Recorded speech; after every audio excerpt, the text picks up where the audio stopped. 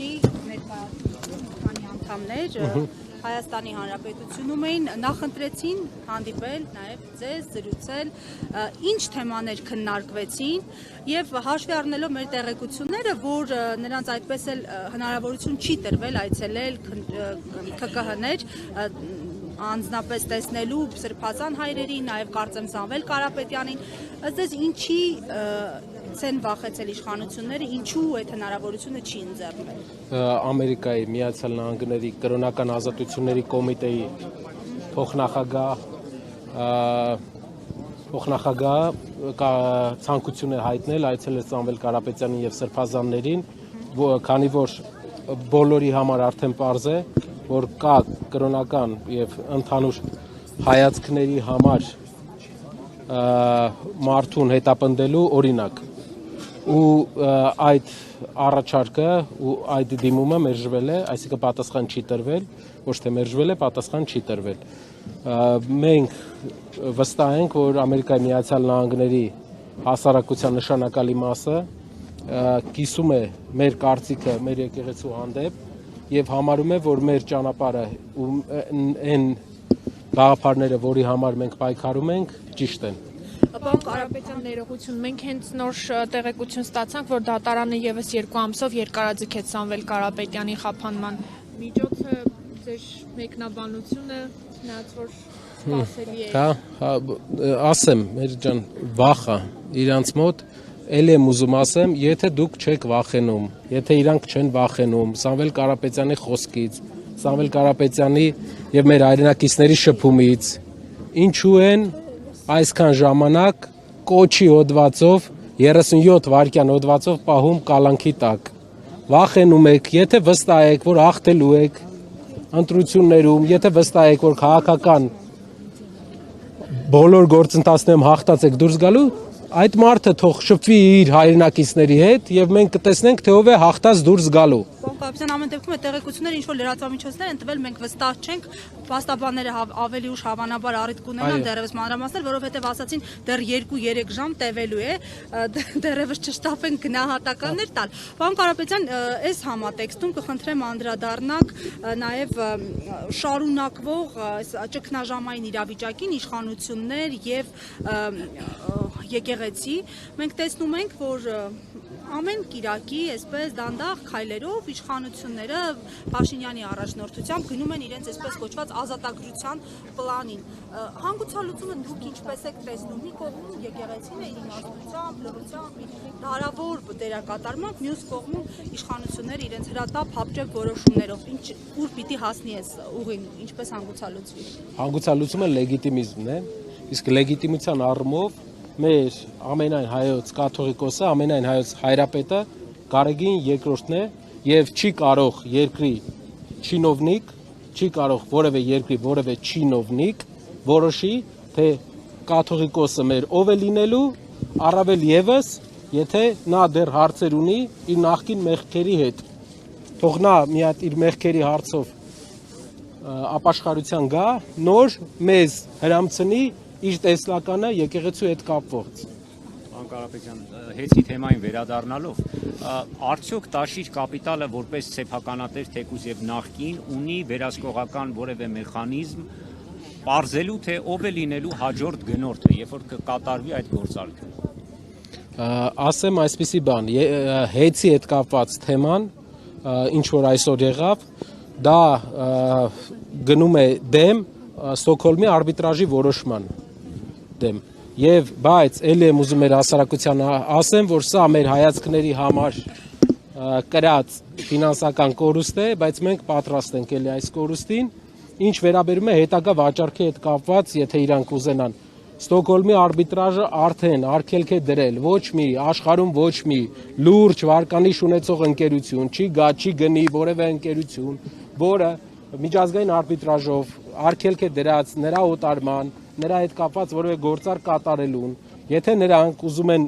ունենան միջազգային ներդրող Հայաստանում, նրանք պետք է հաշվի առնեն, որ այդ ներդրողները պետք է ունենան իրավունք արբիտրաժ դիմելու։ Եթե արբիտրաժ դիմելու իրավունքը մարդկանց ոտնահարվում է, ոչ մի լուրջ ներդրող Հայաստան չի գալու, միայն գալու են իրենց ընկերները, բացելու են բետոն ուզել ու Հայաստանում որևէ զարգացում մենք որակական չենք ունենալու։ Դրա հիմնական ապացույցը արդյունաբերության մեջ մեր անկումն է։ Եթե ոսկու առևտուրը հանենք, մեր արդյունաբերությունը անկման մեջ է։ Եթե գյուղատնտեսությունը անկման մեջ է, ներդրողներին ոչ մի մոտիվացիա չկա երկրում ներդրում անելու։ Իմ գործընկերները շատ են նշել, անցած տարի Հայաստանում կատարվել է 70 միլիոն դոլարի օտարերկրյա ուղղակի ներդրում։ 70 միլիոն։ Դրա համար է ասում է իշխանությունը, կբացվեն ճանապարհները, առևտուր կլինի, բոլորն ուրախ կլինեն եւ երջանիկ։ Շատ լավ։ Իրենց կառավարած Հայաստանում օտարերկրյա ներդրում է 70 միլիոն են, այնտեղ որտեղ իրենց կարծիքով խաղաղություն չկա, Վրաստանում 1.9 միլիարդ դոլար է։ Կասեն այնա թուրքական ներդրումներն են Վրաստանում, Աջարիայով Բաքվի։ Ոչ, հիմնականում եվրոպական ներդրումներն են, ամենամեծ ներդրումները չինական, եվրոպական ներդրումներն են, իսկ եվրոպացիք ինչ են գնահատում, հոլանդական շատ մեծ հատված կա, ինչ են գնահատում օրինականություն, որը չեն տեսնում Հայաստանում մենք այս պահին 70 միլիոն թե 1.9 միլիարդ, հարգելի հայրենակիցներ, պետական պարտքով, եթե ձեր մոտ ասֆալտ են անում, ել եմ ուզում կրկնեմ, եթե ձեր տների կողքը ասֆալտ են անում պետական պարտքով, դա չի նշանակում, որ մենք ունենալու ենք լավ կյանք ապագայում։ Դա պարտք է, որ հետագայում դուք ձեր արկերով պետքա փակեք։ Մեզ, մեր երկրին պետք են աշխատատեղեր, պետք է նորմալ կյանք, պետք են ներդրումներ։ Ներդրումների համար էլ պետք է օրինական միջավայր, որ ներդրողը իմանա պաշտպանված է իր ներդրումը։ Այսպիսով, եթե հեծը գնորդ չունեցավ, ինչի սպասենք, ճգնաժամի սպասենք այս ոլորտում։ Հեծը միակ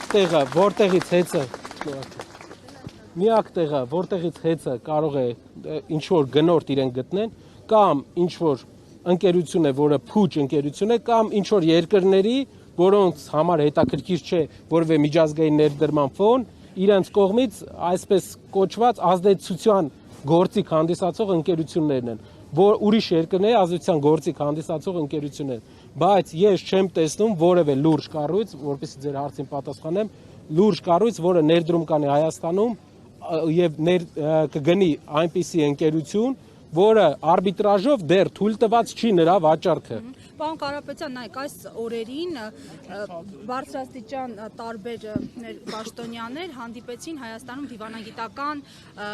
ներկայացուցիչների հետ, դեսպաններ եւ այլն։ Դուք այս օրերին առիթներ ունեցել եք զրուցել, գուցե արձանագրություններ, ռիփորտներ ուղարկել այդ դեսպանատներին, կոնկրետ Սամվել Կարապետյանին առնչվող դրվագով եւ այնտեղ համատեքստով իրենց սրբազանների եւ այլն, եւ եթե այո, ինչ արձագանքներ են եղել, արդյոք միջազգային հանրությունը, Հայաստանում միջազգային տարբեր դերակատարները կարող են, այսպես ասած, ճնշում գործադրել, ազդեցություն ունենալ իշխանությունների որոշումների վրա։ Մեր երկիրը իզոլացված չի ապրում, մեր երկիրը համաշխարհային ընդհանուր ճարտարապետության մաս է եւ չենք կարող հաշվի չառնել համաշխարհային գաղափարական կենտրոնների կարծիքները։ Դուք գիտեք, որ մի քանի օր առաջ Անգլիայի, Մեծ Բրիտանիայի պարլամենտում մեծ միջոցառում էր տեղի ունեցել, որտեղ հետապնդում էր անվանվել Սամվել Կարապետյանի եւ arczepiskoposների հանդեպ տեղի ունեցածը։ Կներեք։ Ու նաեւ գնահատական էր տրվել, որ Հայաստանը թեքվում է դեպի ավտորիտարիզմ։ Դա մենք չենք ասում, դա Մեծ Բրիտանիայի պարլամենտում տեղի ունեցող քննարկման արդյունք է։ Ամփոփելով ղազախական եւ ռուսական ցորենի հետ կապված հաշվի առնելով նաեւ ձեր մասնագիտացումը տնտեսագետ եք, կասեք, այս դիվերսիֆիկացիա է թե ոչ, թե դիվերսիֆիկացիա է, այսպես ասած, ուղղակի ծածկույթ է։ Ասեմ, դիվերսիֆիկացիան, մատակարարման դիվերսիֆիկացիան շատ լավ լուր է Հայաստանի համար։ Մենք կարող ենք ներմուծել ղազախական ցորեն, կարող ենք ներմուծել նավթ ուրիշ երկրից։ Ուրիշ երկիրը, բայց էլի Ռուսաստանն է, Ռուսաստանի Դաշնությունը։ Հա,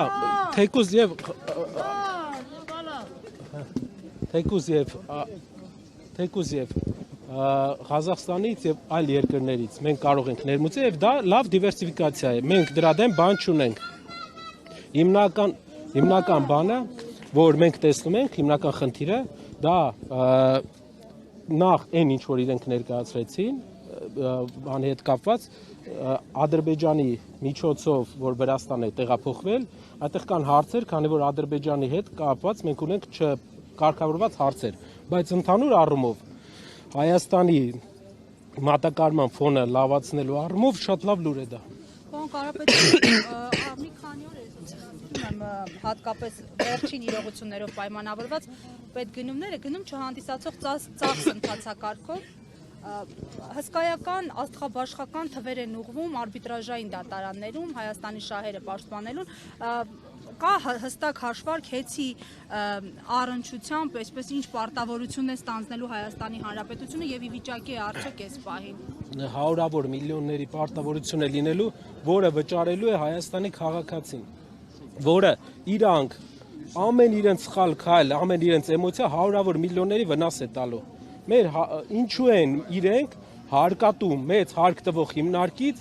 երկրի ֆինանսական վիճակը վատթարացնող հիմնարկ սարքում։ Հարյուրավոր միլիոնների դոլարների կորուստ է ունենալու Հայաստանի պետությունը։ Կոչ եմ անում կանգ առեք, կոչ եմ անում վերադարձեք միջազգային իրավունքի օրենքների շրջանակ։ Որոշումը դեռ չկա, բայց ամենայն հավանականությամբ այո։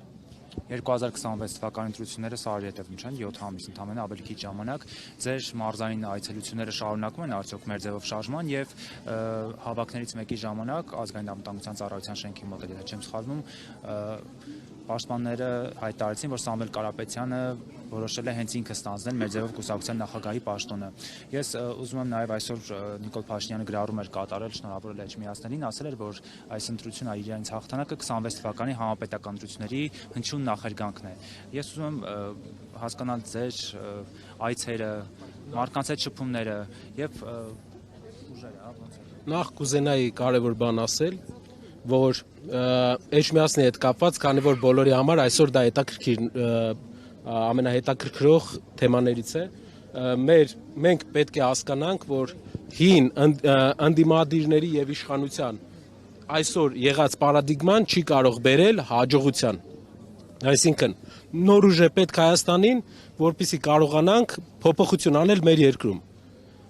Ամենայն դեպքում ընդդիմությունը հավաքել է ավելի շատ ձայն, հաղթել է Էջմիածին քաղաքի մեջ, որը երբեք տեղի չէր ունեցել վերջի տարիներին։ Բայց պարադիգման պետք է փոխվի։ Նոր ուժ պետք է մտնի խաղի մեջ, քաղաքական խաղի մեջ եւ փոխի մեր երկրում եղած պարադիգման, որpեսզի դուք հասկանաք 10%-ը, 15%-ը, եթե տարբեր լիներ նախորդ այս Էջմիածնի ընտրությունների ժամանակ, դա եղանակ էր փոխելու։ Մենք հասկանում ենք, որ այս եղած ստատուս քվոյի պարագայում, եղած իրավիճակի պարագայում երկրում փոփոխություններ չեն լինելու։ Իսկ մեր հասարակության մեծ մասը սպասում է փոփոխությունների։ Դրա համար մենք առաջարկել ենք, որ մենք պատրաստ ենք ստանձնել ինչ որ պատասխանատվություն Հայաստանում փոփոխություններ բերելու առաջամարտիկը լինել։ Ինչ վերաբերում է 26 թվականին, իրենց շատ պետական պաշտոնյաներ հայտարարում էին, որ իրենք հաղթել են Սամվել Կարապետյանին տարբեր ինտերպրետացիաներով, արգելներս մեր ձև շարժումը չի ունեցել տեխնացու, իրենք չեն հաղթել Սամվել Կարապետյանին, թող չուրախանան կամ չուզենան հաղթանակը կպցնեն։ Սա երկրում եղած, այս բան եղած քաղաքական ստատուս քվոյի պարագայում առաջացած ընտրություններ են։ Եվ վերջում մի բան կուզեմ ասեմ, դուք նկատեցիք ինչ ուրախ էին իրենք, որովհետև իրենք արդեն ոնց որ հիասթափ հույս չունեին, որ իրենք կարող են միտեղ հաղթեին ու այնքան էին ուրախացել, որ միտեղ վերջապես միտեղ հաղթել են, բայց իրենք ընդամենը միտեղ են դեռ հաղթել։ Արխային պետք է աշխատենք։